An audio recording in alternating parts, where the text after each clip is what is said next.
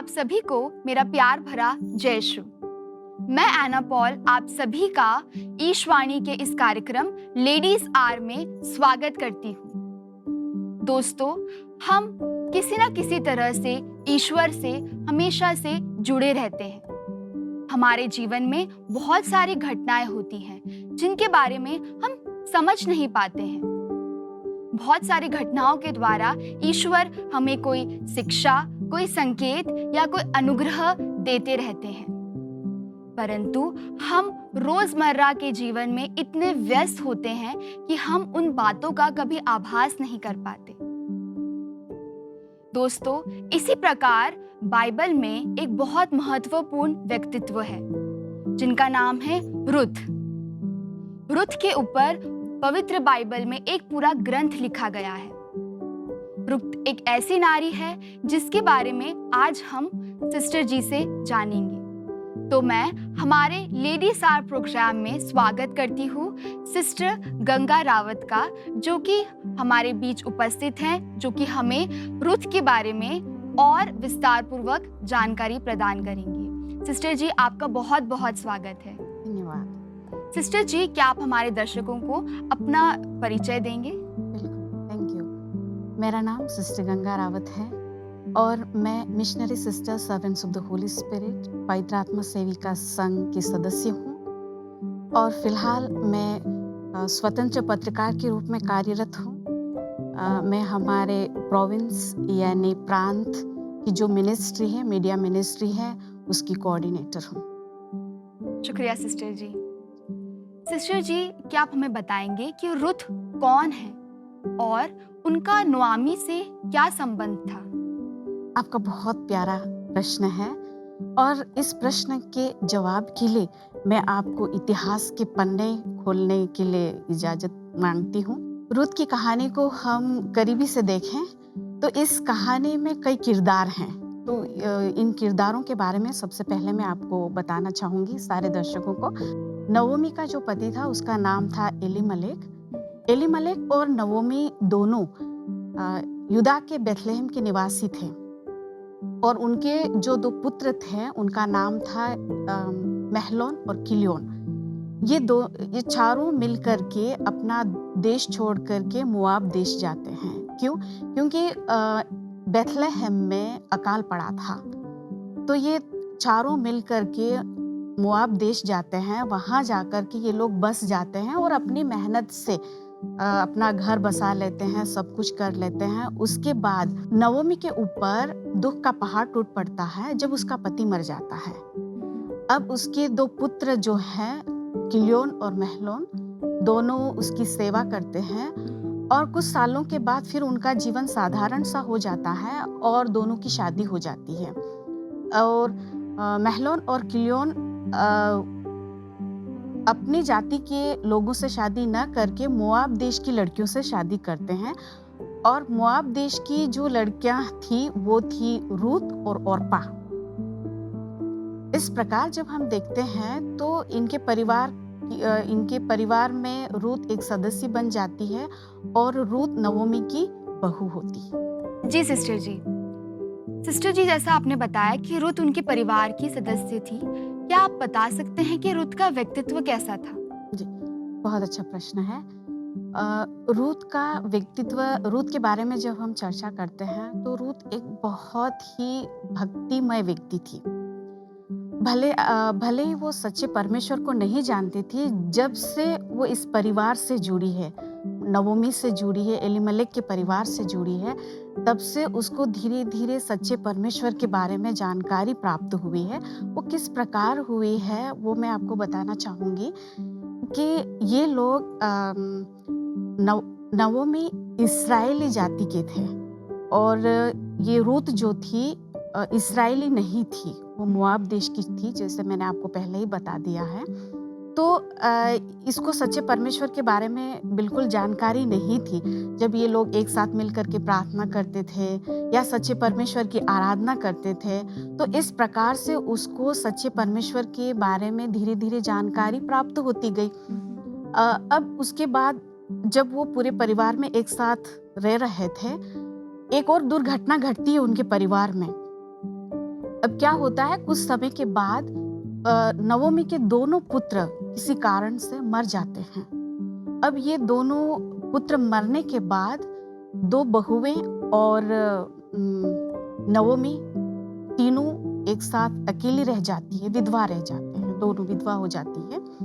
उसके बाद अब नवोमी सोचती है कि मैं यहाँ अकेली अनजान देश में क्या करूँगी, इसलिए वो उनकी बहुओं से कहती है कि बेटियों, आप अपने माता पिता के पास चली जाओ और मैं अपने देश चली जाती हूँ। ऐसा करके वो उनसे पूछती है, उनका जवाब पूछती है, उनके मन को जानना चाहती है। तो दोनों बेटियां इनकार कर देती है, बोलती है कि मम्मी जी हम आपके साथ ही रहेंगी। लेकिन फिर भी वो काफ़ी जवान थी, उनके कोई बाल बच्चे नहीं थे।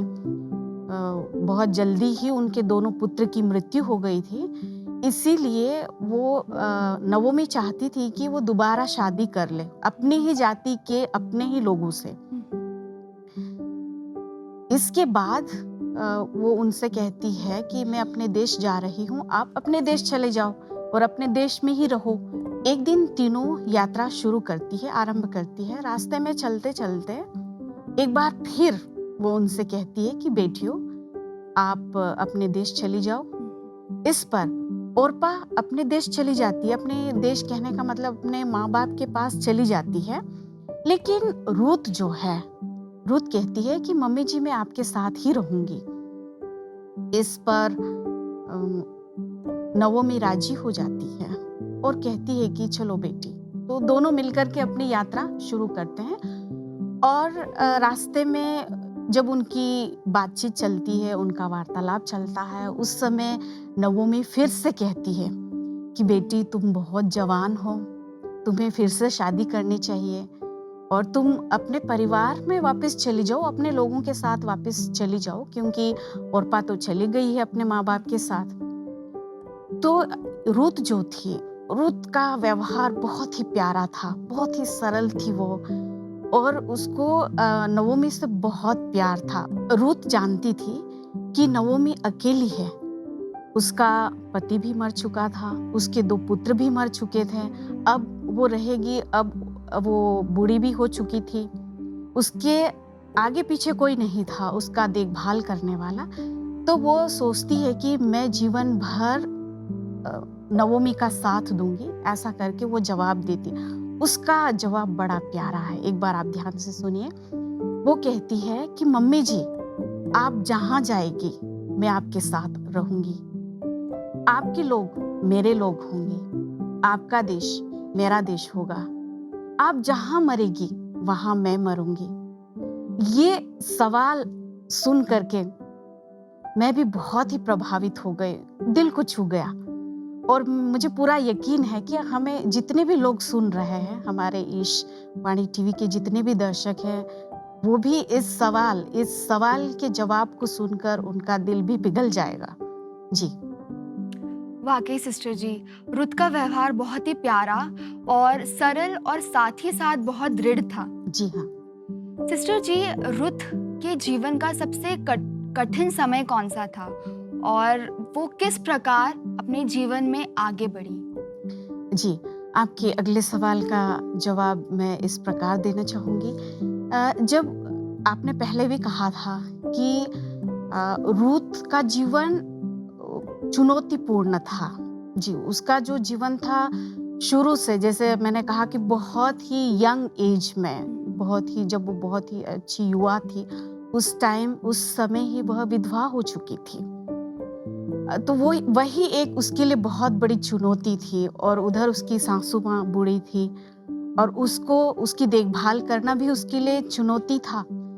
साथ ही साथ जब वो अपने देश को छोड़ करके, अपने ईश्वर को छोड़ करके, अपने लोगों को छोड़ करके एक अनजान देश में आती है, एक अनजान ईश्वर को, अनजान लोगों को एक्सेप्ट करती है, उन्हें अपनाती है, वह भी एक चुनौतीपूर्ण जीवन था उसके लिए। अब मैं कहानी को आगे बढ़ाती हूँ जहाँ मैंने रोक दिया था। तो जब वो दोनों नवोमी और रूथ जब युदा के बेथलेहम में अपने घर वापस लौट आती हैं, तो जब वो वहाँ पे आती अपने रिश्तेदारों से मिलती हैं, काफ़ी साल हो चुके थे तो कई लोग उन्हें भूल भी गए होंगे शायद, फिर भी परिचय हो जाता है उनसे। और नवोमी को तो जो बुजुर्ग लोग थे अच्छी तरह से जानते। अब जब वो वहाँ पे आए, उस माहौल में ढल गए, अब उनके लिए खाने के लिए कुछ नहीं था। खैर आस पड़ोस के लोगों ने कुछ खाना पीना दिया होगा, फिर भी नवोमी अपनी तरफ से उससे कहती है कि बेटा हमारे पास अभी खाने के लिए कुछ है नहीं, हमें कुछ करना होगा। तब रूथ अपनी तरफ से कहती है कि माँ जी, मैं अभी कटनी का मौसम है, कटनी के टाइम पे मैं अपने आसपास के खेतों में जाती हूँ और वहाँ से कुछ बिन करके ले आऊँगी। और वो जाती है पड़ोसियों के खेतों में, जहाँ पे जो एक अनाज होता है उसकी कटाई चल रही थी जी। तो फिर वहाँ पे जब वो जाती है तो वहाँ के लोग भी उसको देख करके मतलब उसको अजीब तरीके से देखते हैं, क्योंकि नेचुरली उसका रंग रूप अलग ही होगा, क्योंकि वो मोआब देश की थी। जब वो खेतों में जो कि बालें बिनने जाती है, उस समय वहाँ के लोगों को भी पता चल जाता है और उसके आने की बात पूरे गांव में, पूरे शहर में आग की तरह फैल गई थी। इसीलिए सारे लोग उससे परिचित थे, भले वो उनसे परिचित नहीं थी। परिचित कहने का अर्थ ये है कि वो लोग सभी जानने लग गए थे कि वो नवोमी की बहू है जी। जब वो वहाँ पे जो कि बालें बिन रही थी, उस समय उसका एक और व्यक्ति से परिचय होता है, जिसका मैंने आपको बताया था, बोआज। ठीक है, वो नवोमी का एक करीबी रिश्तेदार था। जब बोआज को पता चल गया था कि रूथ उनके परिवार में शामिल हुई है, तो उसने अपने जो नौकर थे, जो उसके खेतों में काम कर रहे थे, उनको उसने ऑलरेडी बता दिया था, जानकारी दे दी थी कि जब रूथ उनके खेत में आएगी तो आप जब काटते वक्त बालियां और बिखेरते जाना, ताकि वो अधिक बालियां बिन ले और उनके लिए भोजन हो जाए। दोनों बहू और उसकी जो मतलब रूथ जो है, उनके लिए भोजन, पर्याप्त मात्रा में उनके लिए भोजन हो जाए। तो लोग भी जब वो काट रहे थे तो वो बालियां अधिक बिखेरते हुए जा रहे थे। उसको ये लग रहा था कि मुझे बहुत अधिक अनाज प्राप्त हो रहा था, लेकिन वो नहीं जान रही थी कि ये ऐसा क्यों हो रहा है। और मेरे अंदाज से उसके साथ सच्चा परमेश्वर था, परमेश्वर उसका साथ दे रहा था। इसीलिए जो आसपास के लोग थे वो भी बहुत ही दयालु थे उसके प्रति, इसीलिए ये सब हो रहा था। तो बोआज ने उनको ये भी बता दिया था कि जब वो पानी पूछे तो उनको पानी दे देना, अगर भोजन पूछे तो भोजन परोस देना। इस प्रकार से माहौल उसके लिए बहुत ही फ्रेंडली हो चुका था।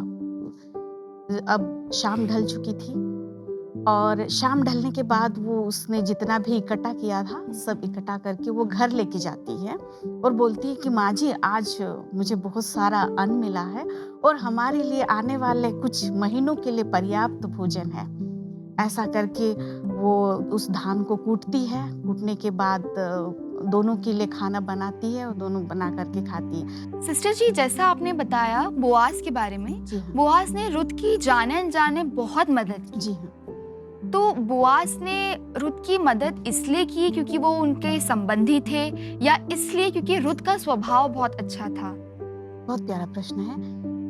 इसमें अब 2 सवाल हैं। पहला तो ये कि वो क्यों उसकी मदद कर रहा था, और दूसरा सवाल ये कि इसलिए कि उसका स्वभाव अच्छा।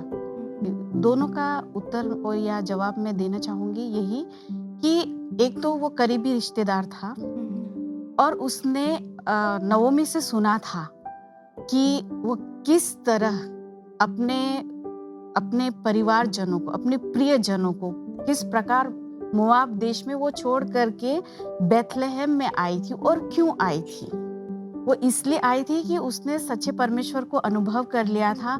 साथ ही साथ उसने इसलिए भी क्योंकि वो बेहद नवोमी से प्यार करती थी और वो जानती थी कि वो अकेली किस प्रकार रहेगी, और वो एक चुनौतीपूर्ण जीवन जी चुकी थी। वो रियल लाइफ को जानती थी कि किस प्रकार उसको एक उस माहौल में ढलने के लिए उसको ऑलरेडी तैयार किया गया था। साथ ही साथ डेफिनेटली उसका जो स्वभाव था वो बहुत ही प्यारा स्वभाव था, बहुत ही वो सरल थी, बहुत जल्दी वो समझ गई थी। अब नवोमी ने तो उससे बार बार रिक्वेस्ट किया था कि बेटी तुम चले जाओ, अपने गांव चले जाओ, अपने लोगों के पास चली जाओ, लेकिन उसने हमेशा ना में उत्तर दिया। उसने कहा कि मम्मी जी मैं नहीं जाऊंगी, मैं आपके साथ रहूंगी। मेरे ख्याल से इसका जवाब यह भी होगा कि वो धीरे धीरे सच्चे परमेश्वर को बोआज में भी अनुभव कर रही थी, उसके स्वभाव में भी अनुभव कर रही थी, साथ ही साथ में आस पड़ोस का जो माहौल था उस माहौल में भी वो सच्चे परमेश्वर को अनुभव कर रही थी। क्योंकि आज हम हमारे दैनिक जीवन में जब हम देखते हैं तो कोई भी ऐसा अपरिचित व्यक्ति जब हमें मिल जाता है तो हम उतने सरलता से उनके साथ इतना अच्छा व्यवहार नहीं करते हैं। हमारे मन में हजारों प्रश्न उठते हैं कि ये व्यक्ति कैसा होगा, हमारे साथ कैसा व्यवहार करेगा। इस प्रकार से तो डेफिनेटली रूथ के मन में भी कई प्रकार के सवाल उठे होंगे, लेकिन मेरा कहना यही है कि उसने प्रभु को समर्पित कर दिया होगा। उसने सच्चे दिल से प्रभु को एक्सेप्ट कर लिया था कि जैसा भी सिचुएशन आ जाए, जैसा भी वातावरण मेरे सामने आ जाए, कैसे भी प्रकार के लोग मेरे सामने आ जाए, मेरे जीवन में आ जाए, लेकिन मैं उनको अपनों की तरह एक्सेप्ट करूंगी। इस प्रकार वो डेफिनेटली उसका स्वभाव था जो सबको उसकी ओर खींचता जा रहा था। जी सिस्टर जी, सिस्टर जी रुत विधवा हो गई थी, जी हाँ। तो इसके बाद उनका वंश आगे कैसे बढ़ा? ये सवाल बहुत ही गंभीर सवाल है। ये प्रश्न हमें सोचने के लिए बहुत ही मजबूर करता है, इसलिए क्योंकि जब हम हमारे आज के समाज में भी जब हम देखते हैं तो काफी जो विधवाएं होती है वो इतनी आसानी से शादियां नहीं करती है, और कोई जब उनके परिवार के रिक्वेस्ट के अनुसार शादियां कर लेती है। तो इस कहानी में भी हम सुनते हैं और समझते हैं कि नवोमी जो थी, उसकी सासू माँ जो थी, वो उससे बार बार रिक्वेस्ट कर रही थी कि बेटा तुम शादी कर लो। और जब वो इनकार कर रही थी इस बात से, पर जब वो बेथलेहम में आई, उस माहौल में ढल गई, सच्चे परमेश्वर को उसने जान लिया, और धीरे धीरे हो सकता है नवोमी ने भी उसको समझाया होगा, बताया होगा कि उनके परिवार का वंश आगे बढ़ना है। तो मेरे ख्याल से नवोमी के रिक्वेस्ट पर वो धीरे धीरे इस सवाल की ओर झुकती है, इस सवाल के जवाब की ओर झुकती है, मैं यही कहना चाहूंगी। तो वो बोलती है कि फिर एक दिन क्या होता है, उनके परिवार में एक छोटा सा कार्यक्रम रखा जाता है और आस पड़ोस के साथ ही साथ करीबी के रिश्तेदारों को भी निमंत्रण दिया जाता है। वहाँ से काफी लोग आते हैं और अपनी सरल भाषा में हम कहें परिचय सम्मेलन, जो कि युवा युवतियों के लिए होता है। तो उस समय एक छोटा सा कार्यक्रम आयोजित किया गया था। नवोमी और बोआज के द्वारा आयोजित कार्यक्रम में बहुत सारे नव युवक आमंत्रित थे, और उस समय उनसे एक प्रस्ताव रखा गया था कि नवोमी से कोई भी शादी कर सकता है जो इस्राएली जाति के थे, और बोआज भी उनका करीबी रिश्तेदार था। पहले नवोमी ने बोआज से कहा था कि आप इनसे शादी कर ले, फिर भी बोआज ने कहा कि पहले तो हम अपने करीब दूसरे रिश्तेदारों को भी चांस देते हैं, उसके बाद फिर बोआज ने हाँ किया। तो बोआज ने कहा कि अगर कोई दूसरा शादी नहीं करेगा वहाँ उपस्थित नव युवकों में से, तो बोआज रूथ से शादी कर लेगा। ठीक है, तो ये कार्यक्रम आयोजित हुआ और उस कार्यक्रम में किसी दूसरे लोगों ने प्रस्ताव नहीं रखा। आखिर बोआज ने ही रूथ से शादी की और उनसे एक पुत्र हुआ जिसका नाम था ओबेद। और आगे चलकर ओबेद ही दाऊद का दादा बना। जी सिस्टर जी, वाकई रुत के जीवन में हमें ईश्वर का अनुग्रह दिखता है। सिस्टर जी, रुत की जीवन गाथा से हमें क्या शिक्षा मिलती है, या उनके जीवन से ईश्वर हमें क्या शिक्षा देना चाहते हैं? जी हाँ, बहुत अच्छा सवाल है। रूत की कहानी से हमें यही शिक्षा मिलती है सबसे पहले कि हमें सच्चे परमेश्वर के प्रति लगाव रखना है, और जीवन में कितनी भी चुनौतियां क्यों ना आ जाएं, हमें प्रभु को समर्पित करते हुए आगे बढ़ते रहना है। और दूसरी बात ये है कि हमारी जितनी भी विधवा महिलाएं बहनें हैं, मैं उनसे भी यही कहना चाहूँगी कि आप उस समय टूटे नहीं, घबराए नहीं, क्योंकि हमारा जो सच्चा परमेश्वर है उनकी योजनाएं अलग होती है, सच्ची होती है हमारे प्रति, और कहीं ना कहीं वो हमें एक सच्चे और अच्छे स्थान पर ला कर के रख देते हैं। इसीलिए मैं यही कहना चाहूँगी कि हमें कभी भी हमारे सच्चे परमेश्वर से दूर नहीं हटना है। हमें उनके साथ हमारा जो रिश्ता नाता है वो हमेशा बनाए रखना है। वो किस प्रकार हम बनाए रखते हैं वो बस यही होगा, हम हमारे दैनिक प्रार्थनाओं से या व्यक्तिगत प्रार्थनाओं से, सामूहिक प्रार्थनाओं से हम प्रभु से अपना रिश्ता बनाए रखें।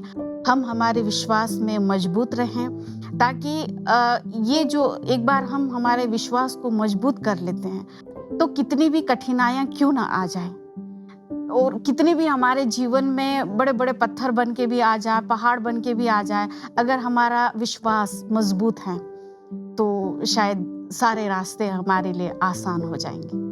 जी सिस्टर जी, आपने बड़ी ही प्यारी बात कही और बहुत सरल शब्दों में हमें रुत की इतनी कठिन जीवन यात्रा के बारे में आपने हमें बताया। सिस्टर जी, मैं आपको धन्यवाद देना चाहती हूँ कि आपने इतने विस्तार पूर्वक, इतने सरलता से रुत के बारे में हमें इतनी अच्छी अच्छी बातें बताई और शिक्षा दी। वाकई रुत का जीवन बहुत संघर्षपूर्ण, धैर्यपूर्ण और विश्वास से भरा था, और अंत में ईश्वर ने इसी विश्वास को देखकर उसे इतने सारे अनुग्रह दिए। सिस्टर जी, मैं आपका तहे दिल से धन्यवाद देना चाहती हूँ। धन्यवाद। तो दोस्तों, आशा करती हूँ कि आपको हमारा ये एपिसोड पसंद आया होगा। हम जल्द मिलेंगे एक नए बाइबल के चरित्र के साथ। दोस्तों, परिस्थिति चाहे जो भी हो, मैं आपसे यही कहना चाहती हूँ कि ईश्वर पर विश्वास रखें, अपने जीवन को ईश्वर के चरणों में सौंप दें, तो वो जरूर आपके जीवन की नैया को पार लगाएंगे। जय श्री।